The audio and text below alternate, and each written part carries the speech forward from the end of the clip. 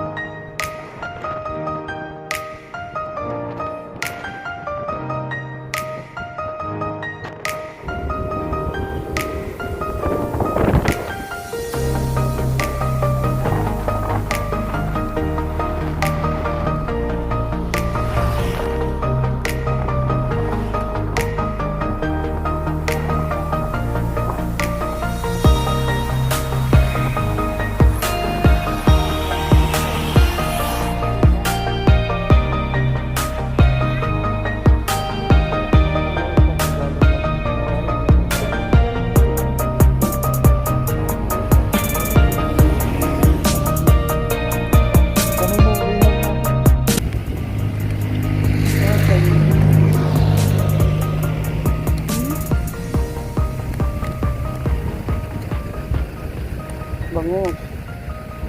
Kano kaya kilo? Ang laki ng tilapia, oh. Kaso kulay puti.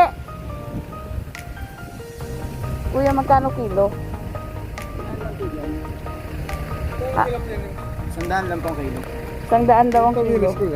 Yan po 132. 120 sige bigyan ko. Dito 110. Ano nagsira yan? Hiya. Po ba pwede nang bigyan ng yelo?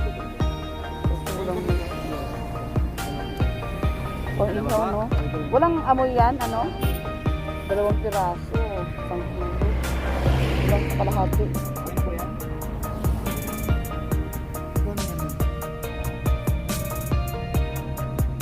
Dalawang kilo.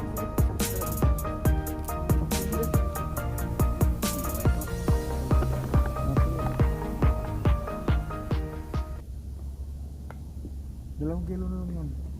Hello. Tawad na kami. Lake? Apo, tali.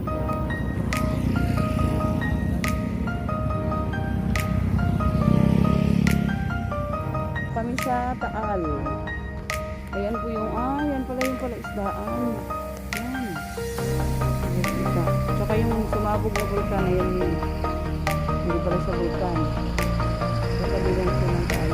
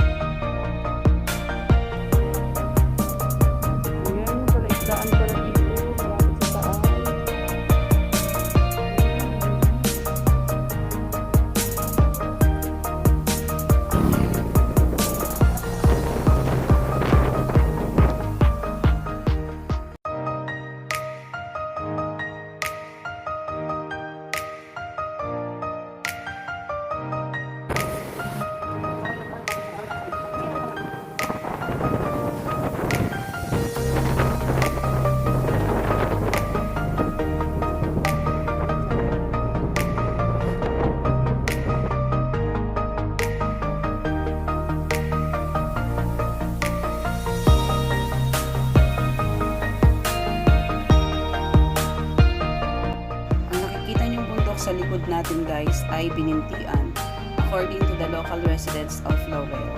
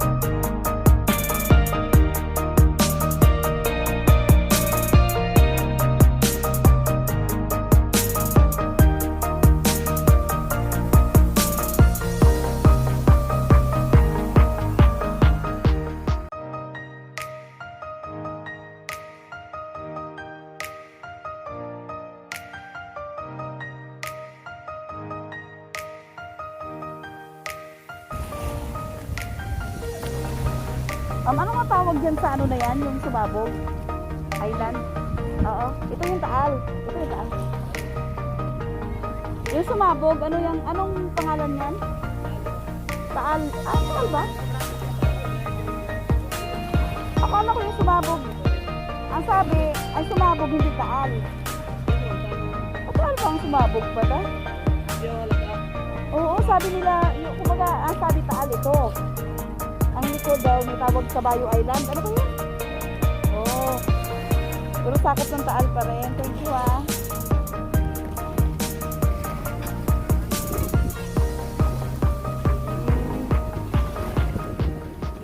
Sakop pa rin ng Taal yan. Sa Bayo Island, Taal. Yan, dami mga isda dito. Pangus sa tilapia.